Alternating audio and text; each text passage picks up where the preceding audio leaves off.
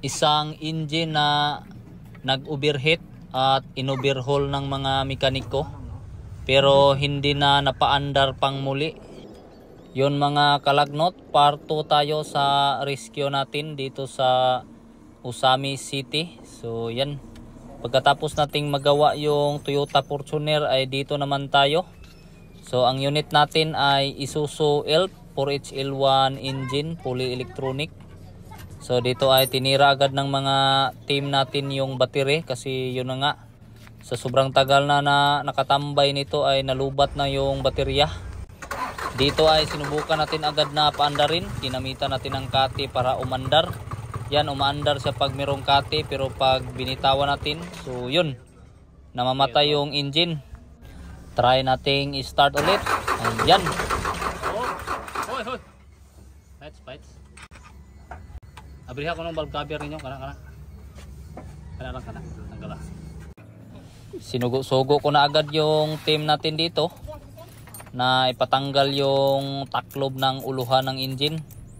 So dahil sa rescue lang naman to, kakatapos lang nating magawa yung una nating vlog, yung Fortuner. So siguro ang oras ng time na to ay nasa mga alas 3 ng hapon. So malapit na mag alas 4. So dapat makauwi tayo ng alas 5, kaya kailangan nating paandarin to ng kalahating oras lang. So ang history pala ng sasakyan na to ay mga ilang buwan na rin to na hindi nakaandar dahil sa yun na nga, in-overhaul nila, pero sa kasamaang palad ay hindi na napaandar pang muli. So ang ginawa namin ay tinanggal namin yung rocker arm. So napaka basic lang naman. So back to basic kasi tayo. Dahil sa yung engine yung ginalaw nila, yun yung engine din yung gagalawin natin. So hindi tayo pupunta sa mga electrical. So posible na nandito yung problema pero hindi pa naman tayo sigurado. So patsamba-tsamba lang. So ganoon naman talaga yung trabaho natin. So nung time na to ay marami yung mga nakatingin sa atin. So hindi lang natin pinakita sa video pero maraming nakaabang na sa mga likod-likuran lang natin. Kaya medyo nahihiya ako dito. Ayan. Tingnan natin yung timing marks. Ayan. So yung marking sa ilalim, iwan ko lang kung kita nyo ba sa camera yan. So tama naman yung marking. Naka level naman. So ibig sabihin yung marking ay 100% tumama. Yung marking lang muna. So hindi pa tayo sigurado sa timing kung pati ba yung timing ay tumama rin kasabay nung marking. So dito ay ginamit ko pang dumbbell yung camshaft natin. So okay naman, nakakapagpalaki din ng braso. So humingi ako ng trapo at tinrapo-trapuhan yung kunting oil dito. Dito ay tiningnan ko yung marking at yung timing natin kung nagka-sinabot ba yung kahimtang. So ganon, inihap-ihap ko yung ngipon ng gear, pagkatapos ay ginamitan ng malupitang teknik, yung tie-hop. So yun talaga yung kulang sa ginawa nila, kasi ginawa naman nila lahat. Inisog-isog yung timing siguro, tapos hindi nila ginamitan ng tie-hop. So yun yung ginawa natin.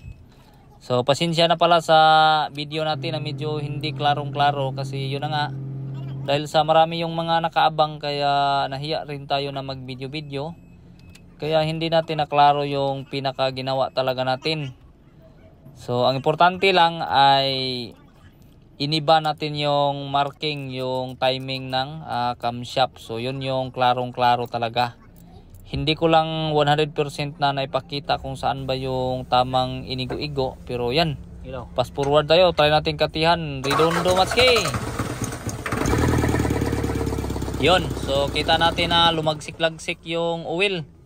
Ibig sabihin ay parang nabuhay yung engine, kaya pinaspasan agad ng kasama nating takluban yung ulo ng engine.